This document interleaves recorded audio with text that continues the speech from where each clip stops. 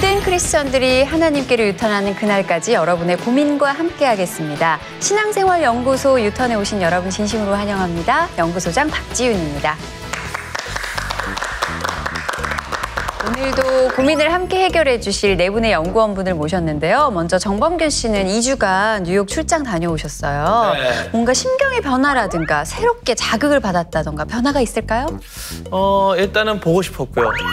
네, 일단 보고 싶었습니다. 보고 싶었고 이 자리 누가 혹시나 잘하고 갈까 봐 기도했어요. 되게 잘하고 갔는데. 아, 그래요? 네. 김상태 씨 너무 잘하더라고요. 네, 참 바른 남자더라고요. 다행이네요. 제 기도가 돼서. 네, 오신 분이 잘 되길 기도하고 왔어요. 그럼요. 다음 주부터 어떻게? 일단 다음 주부터 김상태 씨가 잘했다 그러면 저도 잘해야겠죠? 그렇죠. 네. 오늘은 여러분이 많은 유턴에 공감을 하실 수 있는 시간, 정범균 씨가 돌아왔기 때문에 네. 그런 시간이 아닐까 합니다. 오늘도 역시 정범균 씨의 정스러운 짝 상담 전문가 이호선 교수님도 함께해 주실 거고요. 안녕하세요. 반갑습니다. 네. 유턴의 직진남이죠. 프랭크 이만희 씨 그리고 동순교회 서정호 목사님 오랜만에 함께해 주셨어요. 두 분 환영합니다. 반갑습니다. 반갑습니다. 오늘은 어떤 주제가 우리를 기다리고 있을까요? 먼저 화면으로 만나보겠습니다. 임신? 대체 애를 며칠이나 낳는 거야? 참 이기적이다. 아, 또 휴직이야? 진짜 여자들이 문제야. 대한민국 사회는 육아를 여자의 희생으로 몰아가는 것 같아요.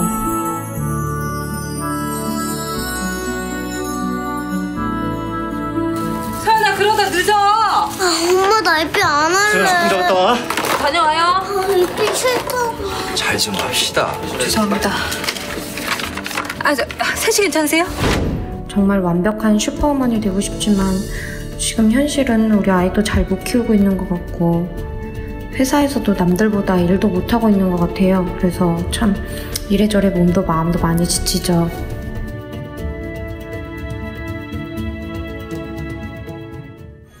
네, 오늘의 주제는 워킹맘은 괴로워입니다. 내가 잘하고 있는 걸까요? 라고 반문하는 그 물음이 참 슬프게 다가오는데요. 통계청 조사 한 가지를 준비했어요. 지난해 맞벌이 가구 비율이 전체 기혼 가구의 44.9%로 역대 최고치를 기록했다고 합니다. 그만큼 우리 주변에 일과 육아를 병행하고 있는 워킹맘들이 많다는 얘기고 이제는 어느덧 기혼 가구의 절반 정도를 차지하고 있습니다. 범균 씨도 나이가 있기 때문에 한참 같이 일했던 개그우먼 동료들 어느덧 워킹맘이 많이 됐을 것 같아요. 많죠. 주변에 윤영빈 씨 아내 정경미 씨 워킹맘이고요. 네. 그다음에 김경아 씨라고도 워킹맘 하고 있고 그다음에 개그맨 송중근 씨의 아내분도 저희 같은 아파트 사는데 워킹맘이시고 주변에 워킹맘이 참 많아요. 네, 제가 보니까 정경민 씨나 김경아 씨나 다 네. 그 엄마들과 함께 소통할 수 있는 라디오도 하시고 네, 맞아요. 자기 길을 잘 찾아가는 모습이더라고요. 네. 네. 근데 그래도 약간 만약에 개그 프로그램에 전면에 나서려면 좀 어려움이 좀 있죠? 공개 코미디를 하기에는 사실은 워킹맘으로서는 쉽지가 않죠. 왜냐하면 회의 시간이 정확하게 정해지지 않았기 때문에 그런 것들이 있는데 얼굴들은 더 밝아요. 오히려 아이를 보지 않는 이 시간대가 휴직이잖아요. 육아를 쉬는 시간이잖아요. 지금 우리 놀아요? 노는 것처럼 보여요? 내가 누워있나 지금? 저기 나오는 게 편해요. 그거 하나 물어볼게 내가. 애 보는 게 편해요. 둘 다 힘들죠. 중요한 건 둘 다 하고 있다는 거예요. 우린 마음이 힘들어. 시작부터 이러면 어떻게 할 거예요? 홍보를 잠깐 갔다 올게요. 한숨 돌리는 의미에서 저쪽 가면 한호흡 쉬어지니까. 네. 우리나라에서는 워킹맘들이 힘들다는 얘기를 많이 하는데 이런 이야기에 대해서 어떻게 생각하세요? 저도 한국에 6년 동안 살아봤는데 일하는 시간이 너무 길어요, 한국에서는. 아침에 일 시작해서 저녁, 늦게까지 간 사람도 있긴 있는데 콩고에서는 그렇지 않아요. 콩고 워킹맘들은 어떻게 일해요? 워킹맘 있긴 있는데 보통 콩고에서 9시부터 3시, 4시까지 하는 거예요. 일하는 시간이? 휴가를 내거나 월차를 쓰지 않아도요? 네네. 그러면 여자만 그런 거예요? 아니면 남자도 일찍 아니요, 가는 거예요? 여자만. 여자만? 네. 너무 좋네. 너무 좋다. 근데 그렇게 된 데는 이유가 있을 것 같아요. 워킹맘들이 빨리 퇴근할 수 있는 데는. 콩고 문화가 일하기보다는 가족도 중요하다고 생각해요. 네. 그래서 집에서 뭐 할 거 있다고 얘기하면 이해해요. 이해하고 나중에 그 사직서 쓰라 그러는 거 아니에요? 아니. 이해하고 승진 안 그래서 시켜주는 거 월급 아니에요? 깎이고 승진 안 되고 아니. 이런 거 아니에요? 월급 완전 제대로 받아요. 콩고가 이렇게 부러워지는 순간이 있네요. 저희는 콩고 같으면 이제 집에 간다 그러면 때릴 줄 알았거든요. 어딜 가 하면서 때리는 줄 되는 줄 알았는데. 알았는데. 되게 의외네요. 그러니까 가정과 아이 양육을 워낙 중요시하기 때문에 그 양육을 담당해야 하는 엄마들에게는 어떻게 보면 특혜를 주는 거예요. 그게 또 사회적으로 문제가 되지 않고. 시스템이 도와주고 있네요. 네. 우리나라 30, 40대의 워킹맘 비율이 아무래도 가장 높을 거 아니에요. 연령별로 따진다면. 조사를 좀 해봤는데요. 1000명을 대상으로 조사해봤습니다. 워킹맘의 고통지수. 자신의 삶을 어떻게 생각하는지 여쭤본 질문이에요. 10명 중 9명이 워킹맘으로 사는 것이 고통스럽다고 대답을 했습니다. 고통스럽다는 대답.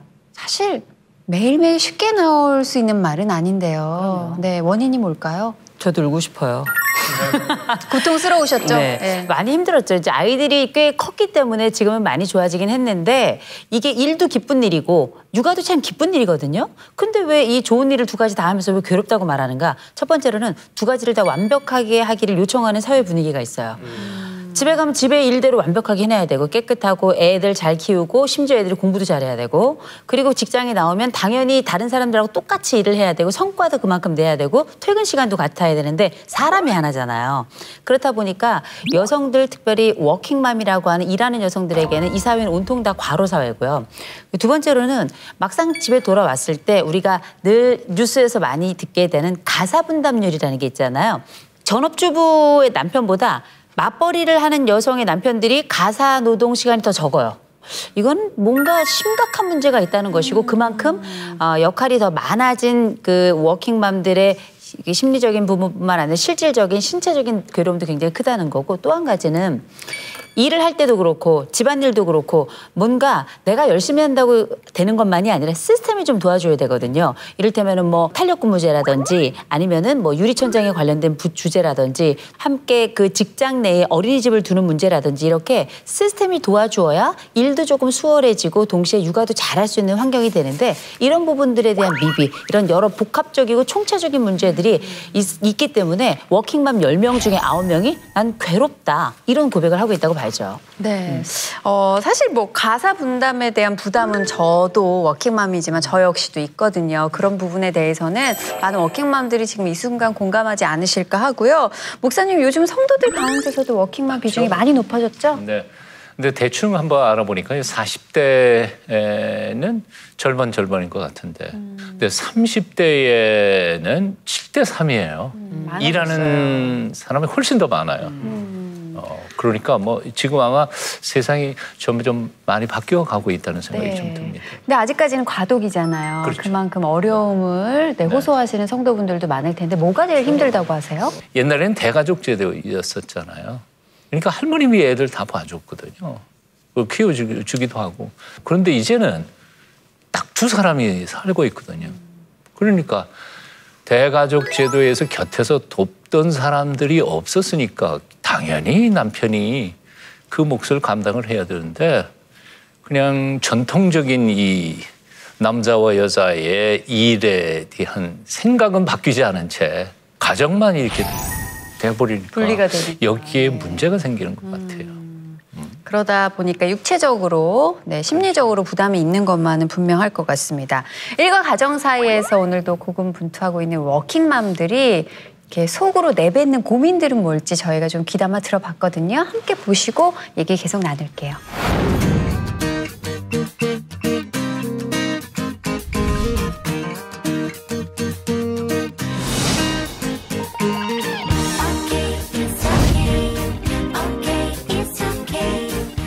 안녕하세요. 저는 전유현이고요. 6살 아들, 그리고 3살 딸 키우고 있습니다. 안녕하세요. 저는 이현정이고요. 6살 딸 쌍둥이를 키우고 있습니다. 네, 안녕하세요. 저는 이은정이라고 하고요. 26개월 3살 아들 키우고 있습니다. 안녕하세요. 조수현이라고 하고요. 5살 딸 아이 키우고 있습니다. 복직한 지 이제 한 달이어서 저희 신랑도 이제 저와 함께 호흡을 맞춘 지 한 달째거든요. 그러니까 초보는 똑같아요, 둘 다. 그래서 아직은 군기가 빡 들어서 비교적 잘 도와주는 편이긴 합니다. 그러니까 가사 분담을 둘이 서로 정해놓고 이렇게 나눠서 하는 것라기보다 그냥 눈치껏 하고 있어요, 둘 다. 저는 이제 전업주부를 올해 4년, 5년 이렇게 하다가 일을 또 해서 그런지 99%는 제가 혼자 다 해요. 네. 저희는 그러니까 집안일을 함께 하지 않는다는 것 때문에 정말 크게 많이 싸웠고, 정말 제가 청소를 하다 청소기를 집어던진 적도 있어요. 저는 그런 이렇게 뭘 도와주고 더 도와주고 이런 걸 떠나서 그냥 도와준다는 개념 자체가 좀 속상했어요, 처음에. 나는 집안일인데 신랑은 도와주는 게 되니까 그런 것 때문에 좀 처음에는 얘기를 많이 했던 것 같아요. 그래서 저희 남편이 했던 솔루션은 사람을 그러면 써라. 그러면 또 저는 그렇죠. 그럼 그 돈은 어떡할 거냐고. 그러니까 우리가 벌고 있으니까 그럼 그걸로 다른 거 줄여서 커피 한 잔 줄이고 이렇게 해서 하자 해서 저희 몇 달 정도는 그렇게도 했었어요. 또 그것도 일시적인 방법은 되긴 되더라고요. 그러니까 그 문제로 싸우진 않아요. 사람 쓰는 문제 얘기를 하니까 다른 방법을 제안했어요. 어떤 방법이요? 식기세척기, 식기건조기, 빨래건조기를 다 사줬어요. 근데 사줬다는 게 물론 그냥 웃기긴 한데 저도 이게 별 도움이 돼? 그러면서 사실은 근데 되게 많이 근데 제대로 발상의 전환인데요, 진짜. 완전 신세계로 그러던데. 그러니까 그게 익숙해지니까 편한 거예요. 그러면서 신랑 머리 잘 썼네 그런 생각이 들어요. 회의를 한다든지 회식을 한다든지 이렇게 되면 그때 또 아이를 돌봐줄 사람을 급하게 찾아야 되는 거예요. 그러니까 이렇게 친정 부모님이 가까이 계시면 엄마 오늘 하루만 부탁해, 어머니 하루만 부탁드려요 이게 되는데 저는 또 그런 상황이 아니다 보니까 남편을 호출해야 된다든지 그럼 남편이 또 바빠서 안 되면 또 옆집 엄마한테 다시 한번 너무 미안한데 오늘 밤 좀 늦게까지 부탁 이렇게 또 그게 아무리 그래도 매일 안 그래도 맡기는데 더 긴 시간을 또 맡겨야 되니까 그게 정말 쉽지 않더라고요.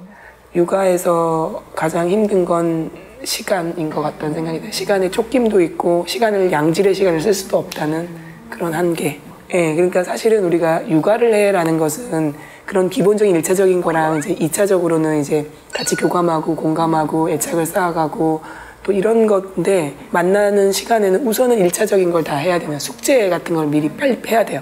빨리 먹이고 시키고 그리고 나서 2차적인 걸 해보자. 애 자고 나도 자야 되고. 저도 며칠 전에 자려고 누워가지고 그 생각이 들더라고요. 오늘 내가 얘랑 눈을 맞췄나? 근데 눈을 안 맞췄더라고요. 그래서 되게 눈물이 나려고. 너무 바빠. 어떻게 울면 안 돼. 퇴근을 그날 좀 늦어가지고 회의가 있어서 집에 9시? 밤 9시 이렇게 왔어요. 그러니까 씻기고 이렇게 해서 이제 재우고 누워서 생각이 나더라고. 내가 얘네를 그냥 빨리 씻어, 빨리 화장실 들어와, 빨리 어떻게 옷 갈아입을 이렇게 했지? 눈을 보고 얘기를 못 한 거예요. 눈을 한 번도 못 맞췄구나 생각이 드니까 진짜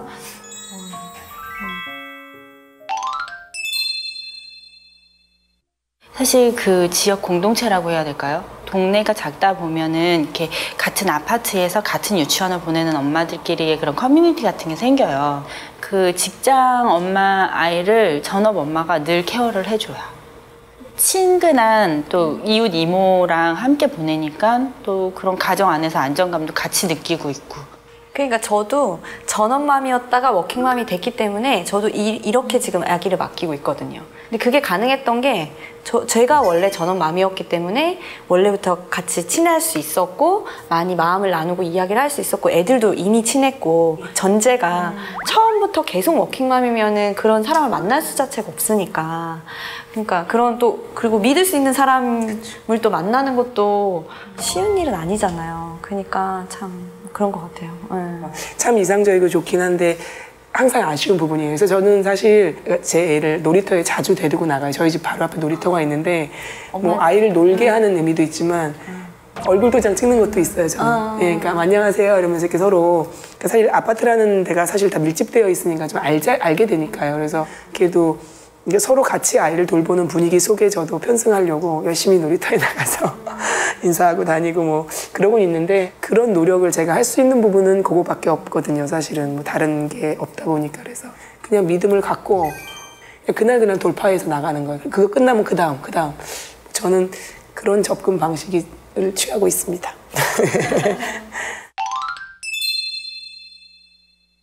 저는 아직 이제 닥친 건 아니지만 이제 예상되는 부분이 이제 아이가 어린이집에서 보낸 시간이 많다 보니까 거기서 이제 많은 것들을 배우고 하는데 저희 아이가 좀 문제 행동을 할 수가 있잖아요. 그러니까 문제라는 단어가 조금 부적절할지 몰라도 우리 아이가 누굴 때렸다, 어떤 애를 계속 때리고 있다, 내지는 이런 어떤 행동을 한다라고 했을 때는 바로 도와줄 수 없으니까 그런 부분이 저는 아직 직접 겪진 않았지만 제일 두려운 부분 중에 하나예요. 그런 일이 벌어지면 어떡할까라는 부분이. 저는 취업 과정 자체가 힘들었던 것 같아요. 저는 경력단절녀니까 경단녀. 뭐 학교 안에 여러 가지 고용 형태가 있잖아요. 우리나라는 모두 다 정규직이 아니잖아요. 저는 저도 그렇거든요. 학기마다 늘 계약이 갱신돼야 되고 다음 학기에는 일을 할 수 있을지 못할지도 모르는 하지만 저는 경력단절녀니까 그걸 감수하고 해야 되는 거예요. 그러니까 사실 뭐 보수라든지 그다음 제가 강의할 수 있는 시간 시수라든지 모든 것이 일단 시작부터가 이렇게 뭐 차별이 될 수밖에 없더라고요. 저는 그러니까 아기를 키우는 엄마니까. 그래서 저는 시작부터 그렇게 힘들었던 것 같아요. 쉽지 않았던 것 같아요. 그러니까 다들 일을 못 그만두시는 것 같아요. 네. 저는 사실 제가 제일 힘들었던 거는 제가 뭔가 아이를 돌봐야 되기 때문에 일하는 걸 포기하는 게 사실 힘들었어요. 제가 처한 상황이 그 경쟁하는 상황을 따라갈 수 없는 그런 게 사실 좀 더 힘들었던 것 같아요. 그래서 반대로 이제 직장에서 이렇게 워킹맘인 분들이 간혹 가다가 얘기하시는 경우가 있어요. 그러니까 내가 워킹맘인데 너무 배려를 못 받는 것 같다. 뭐 예를 들어. 근데 반대로 생각하면은 회사에서는 그러면 워킹맘보다는 그냥 남자 직원을 쓰는 게 더 좋은 건 거예요. 제가 생각했을 때. 그렇다 그러면 더 성과를 내는 사람을 더 좋아할 수 있잖아요. 근데 제가 이제 애를 낳고 딱 나니까 우선순위나 가치가 바뀌는 거예요. 그래서 어쩔 수 없이 포기해야 되는 것들이 생겼을 때 회사를 원망하기보다는 제 상황 때문에 그런 선택을 해야 된다는 상황이 제가 좀 힘들었던 것 같아요.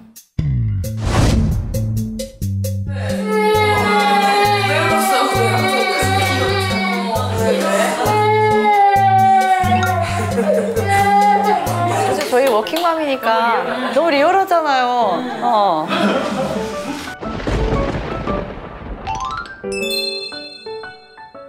그러니까 이름을 찾는 거가 큰 것 같아요. 어느 곳에 가서 내 이름이 불려지고 누구누구 씨 이렇게 나를 불러주는 또 누구누구 엄마였는데 네. 그리고 서로 이름도 몰라요. 놀이터에서 만나 누구 맘, 누구 엄마 이렇지.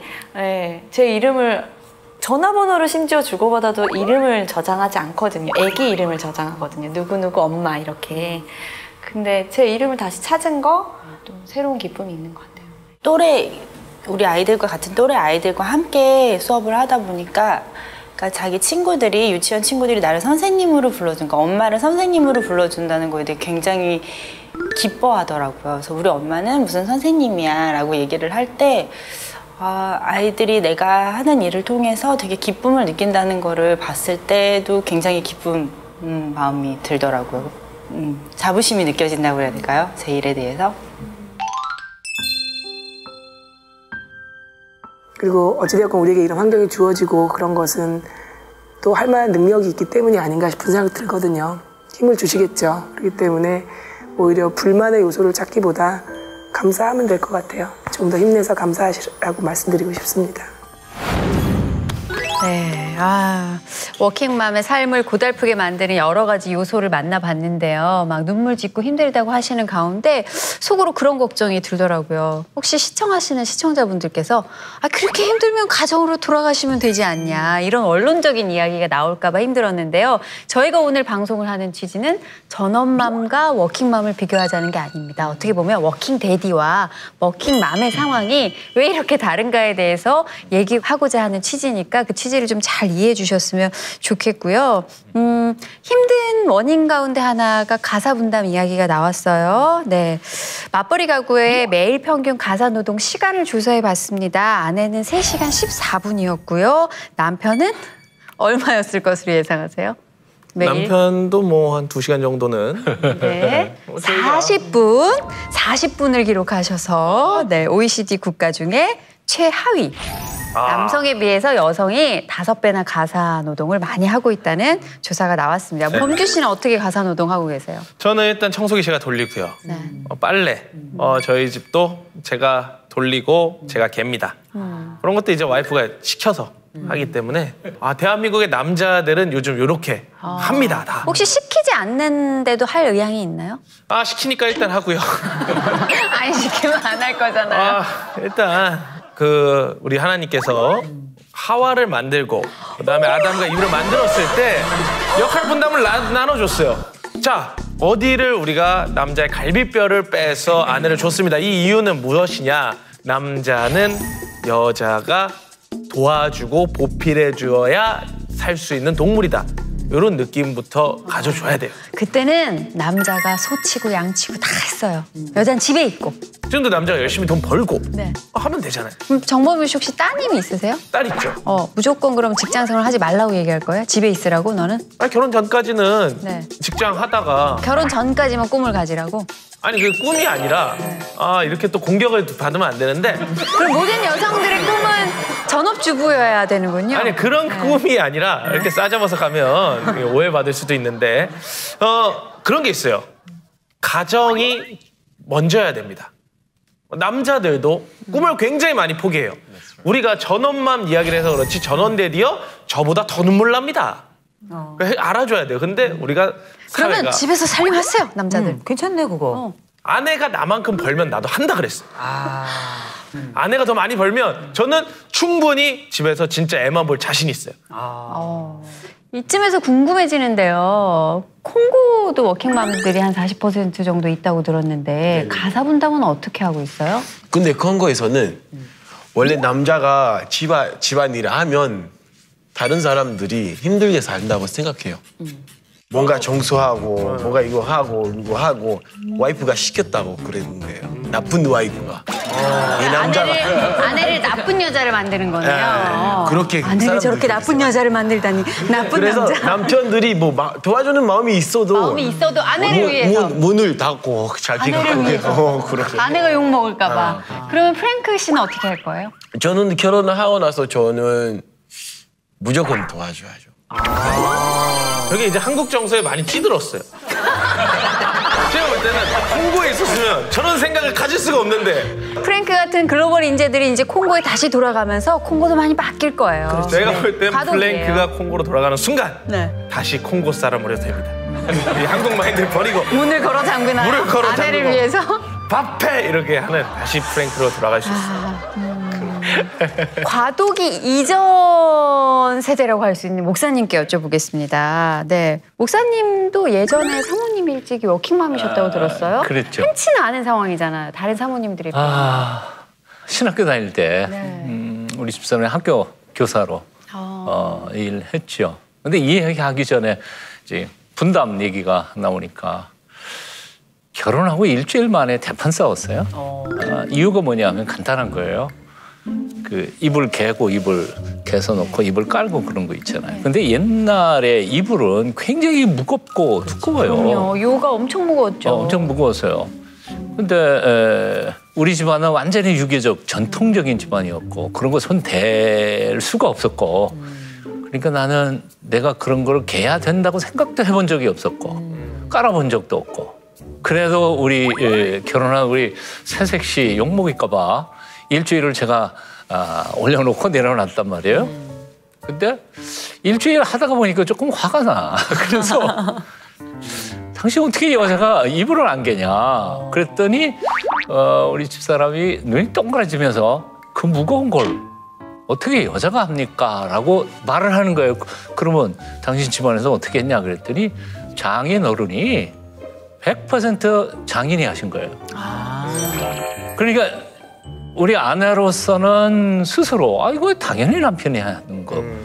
대판 싸우고 나서 아하 이럴 수도 있는 거구나.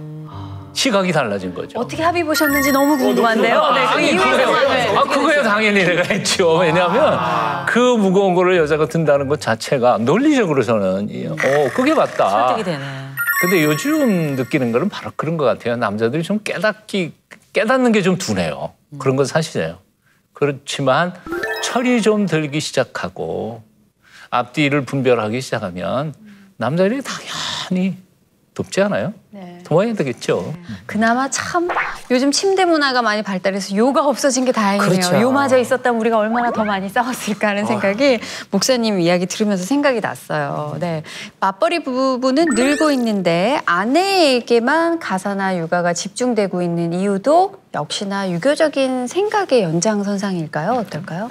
이게 연령대마다 정말 다르게 특성들이 좀 나타나고 있는데 이제 분명한 거는 이제 연령대가 아래로 내려가면 내려갈수록 가사 분담에 대한 뭐 불평등 이런 것들이 많이 또 해소가 되고 있는 게 의식이 많이 깨어나고 있는 거거든요. 그래서 이제 결혼한 부부들 같은 경우는 뭐 가사 노동을 나누는 경우는 이제 당연히 일반화가 됐는데 그 연령대가 올라가면 올라갈수록 이런 부분이 많이 줄어들거든요. 그 얘기는 뭐냐면 몸은 현대를 살고 있지만 아직 남아있는 정신은 그 현대의 그 속도를 따라오질 못하고 있는 것 같아요. 여전히 과거의 7, 80년대의 생각에 여전히 아직도 가지고 있고 그리고 그 문화를 보고 일하는 엄마를 보지 않았던 세대들이 지금 첫 번째 무킹맘으로 살아가고 있잖아요. 그러면서 이제 어려움을 좀 겪고 있는데 근데 이게 꼭 남자들만의 문제는 또 아니에요. 여성들 같은 경우도 좀 불평도 힘들다 말하고 이래야 되는데 잘해낼 거야. 끝까지 낼 거야. 이런 일련의 뭐랄까 원더우먼 컴플렉스 같은 게 좀 있어요. 그래서 도움을 좀 청하고 이 사회가 나에게 어떤 도움을 줄 수 있을 것인지에 대해서 불평의 방식이 아니라 요청의 방식을 좀 사용하는 것도 되게 중요한데 이런 것도 일련의 대화와 소통의 기술의 문제에 서로 간에 좀 취약한 게 아닌가 싶어요. 네, 워킹맘이고 결혼한 여자는 성공할 수 없는 걸까? 약간 현실적인 한계를 느낄 때 저 스스로 그냥 개인적으로 해결할 문제지만 그게 좀 힘들었던 것 같아요. 네, 이래나 저래나 이제 마음의 상처가 남편에게도 있고 아내에게도 쌓일 수밖에 없는 이 상황에서 어떤 위로를 우리가 해줄 수 있을까요? 시간이 막 빨리 가서 과도기가 지나가게 해주세요 할 수는 없잖아요. 성경에서 엄마가 모든 짐을 져야 된다는 얘기는 한 적이 없어요. 오히려 성경에서 가르쳐주는 것은 모든 육아와 양육의 책임은 아빠에게 있으니까 유대인들 아버지들 다 그러니까요. 그럼에도 불구하고 사실은 양쪽에서 완벽하게 일해내지 못한다고 해서 너무 좌절하거나 낙심할 필요는 없지 않느냐. 우리는 하나님이 아니잖아요. 우리는 연약한 인간이니까요. 그러니까 버티는 것만 해도 대단한 일이 아닐까.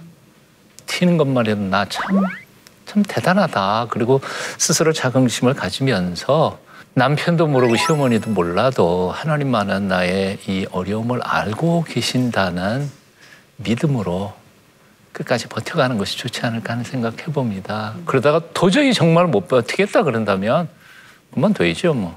왜냐하면 그냥 버티다가 보면 잘못하면 깨질 수 있으니까. 근데 이제 제 생각은 조금 다른데요. 이를테면 남자들은 거의 대부분 두 개의 잣대를 많이 가지고 있어서 그게 참 안타깝더라고요.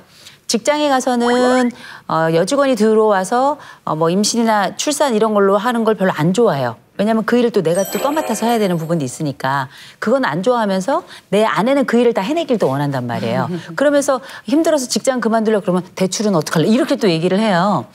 안타까운 마음을 가지고 있는 건 알지만 그럼에도 불구하고 어떻게 도울 것인가를 도와달라고 얘기해라고 하면 안 되고요. 스스로 찾아야 돼요. 내가 어떻게 도와줄까 질문하는 것도 좋은 방법이지만 내가 이거 할 수 있어 라고 먼저 제안을 한다면 오히려 그 부분이 자발적으로 가족 구조부터 바꾸어가는 첫 번째 단초가 아닌가 싶은 생각이 들어요.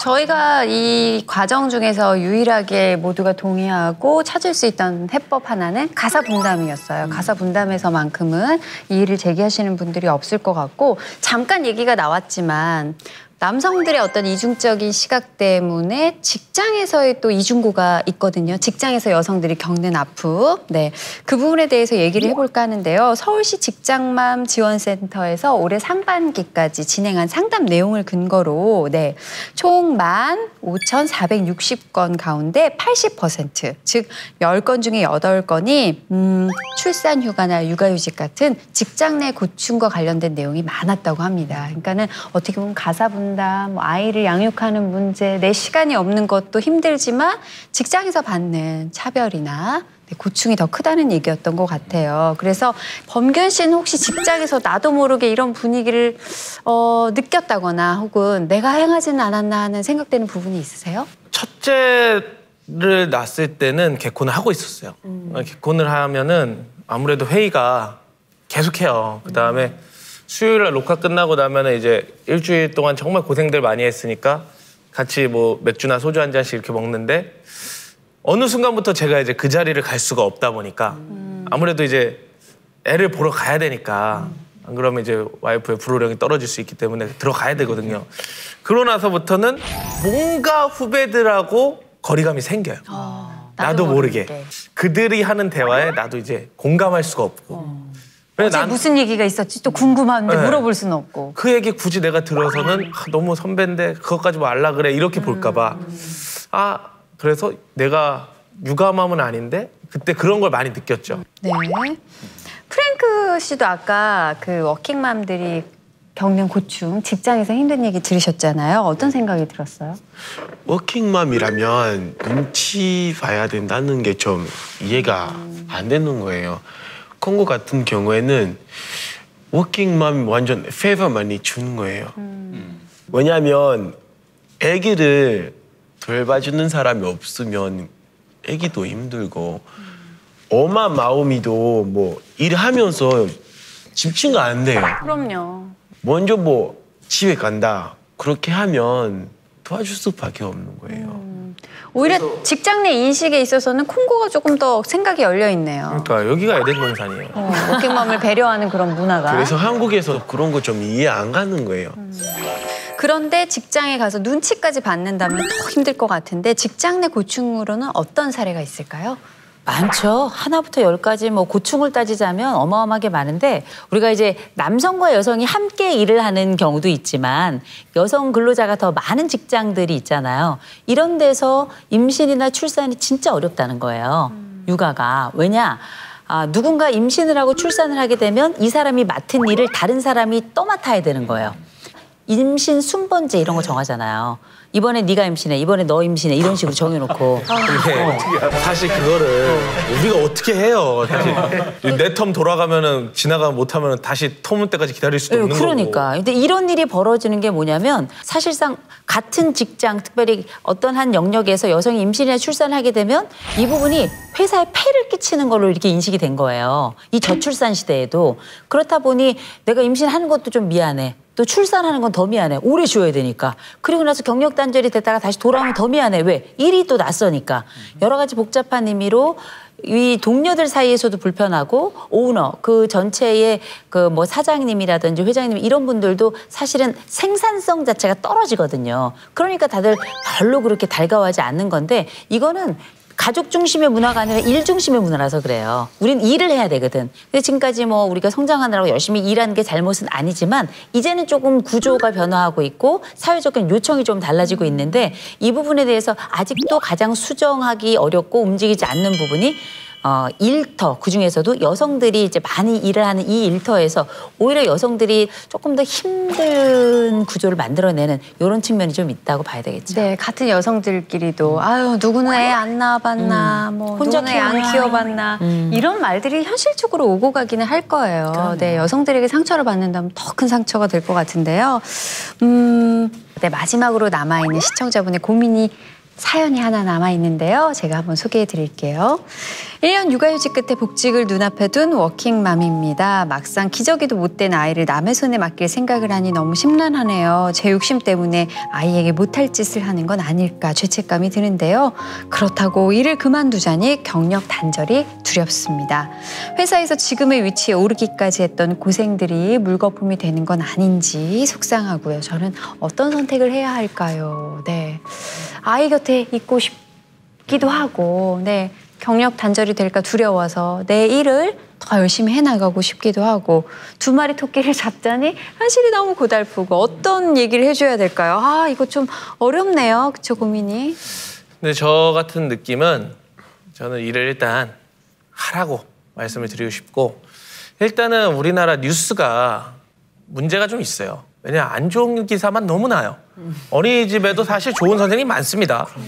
아이들 사랑하시는 선생님 많은데 99%의 좋은 교사분들이 1%의 안 좋은 분들 때문에 다 묻혀요. 매도당하는 부분이 네. 좀 있죠. 얼마나 많은데. 그리고 일을 하고 들어오면 지금 집에서 아이를 바라볼 때보다 일을 하고 들어와서 내 아이를 바라볼 때 훨씬 사랑스러워. 왜냐? 띄어져 있는 시간만큼 보고 싶었으니까. 저는 그래서 철저하게 미안하다라는 마음보다는 내 꿈도 좀 생각하셔서 나갔으면 좋겠다. 그리고 이 아이가 나중 되면 엄마의 이 꿈을 알아주는 날이 올 것 같다라는 생각이 좀 들어요. 좀 다른 의견을 가지고 있을 것 같은 프랭크 씨에게 넘겨볼게요. 제 생각에는 5년, 6년 정도 일 안 하고 죽겠습니다. 아기를 돌봐야 되고 같이 시간 보내고 그 시간 지나면 일을 하면 좀. 근데 시간 지나면 일을 못 해요. 5, 6년이 50년, 60년이 돼요. 5, 6년이 지나고 일을 하려고 하면 회사에서 안 받아줘요. 다른 회사도 안 받아줘요. 한국 사회가 그래요. 아, 진짜요? 네, 왜냐하면 일을 쉬었던 사람은 싫어해요, 회사에서. 월급도 굉장히 적고. 살기 어렵다. 이 말이 정답입니다. 살기 어려워요. 정답이에요. 살기 어려워서 우리가 지금 계속 이 얘기하고 싸우고 지지고 볶고 한 거예요. 근데 그거에서 뭐 그렇게 뭐 재취업하기 힘들지 않아요? 집을 뭐 5년 동안에 아기를 잘 보고 다시 일 신청하면 뭐 지원하면 완전 이해해요. 와, 좋다 그거. 그동안 내가 뭐 아기 보고 있었다. 그렇게 딱 보기. 아, 이력서에 그거를 당당하게 쓴다고요? 아, 우리는 그거 일부러 숨기는데. 이게 경력이 된다는 게 깜짝 놀랄 일인 거예요. 육아가 경력이 된다니요. 진짜 근데 부럽네요. 우리나라 군 가산점제가 뭐 한다 만다 이야기 있었잖아요. 저는 그런 것처럼 지금 콩고처럼 엄마 가산점제가 있었으면 좋겠어요. 제 취업 때. 사실 애를 몇 년간 집에서 본다라는 건 이 사람은 대단한 사람이거든요. 파이팅이 있어요. 그럼요. 예. 엄마는 파이팅이 있어요. 못할 일이 제가 볼 없어요. 때는 그 경력 인정해줘야 된다고 봅니다. 이분의 가장 큰 문제는 마음속에 죄책감인 것 같아요. 그렇죠? 아이에 대한. 네, 내가 이 어린 애를 떼놔도 되나? 엄마로 못할 짓이 아닌가 하는 이 마음은 어떻게 해결할까요? 이런 기억은 좀 하셨으면 좋겠어요. 첫 번째, 아이의 양육은 시공간을 오래 있는다고 해서 좋은 게 아니라 양육은 무조건 질이에요. 양보다는 질이기 때문에 압축적으로 함께 기쁨으로 함께하는 이 육아, 이거 충분히 만회가 가능하고요. 두 번째로는 아이의 정서적인 구멍이 생기는 부분은 입 뒀다 뭐 하겠어요. 입으로 계속 메워주는 겁니다.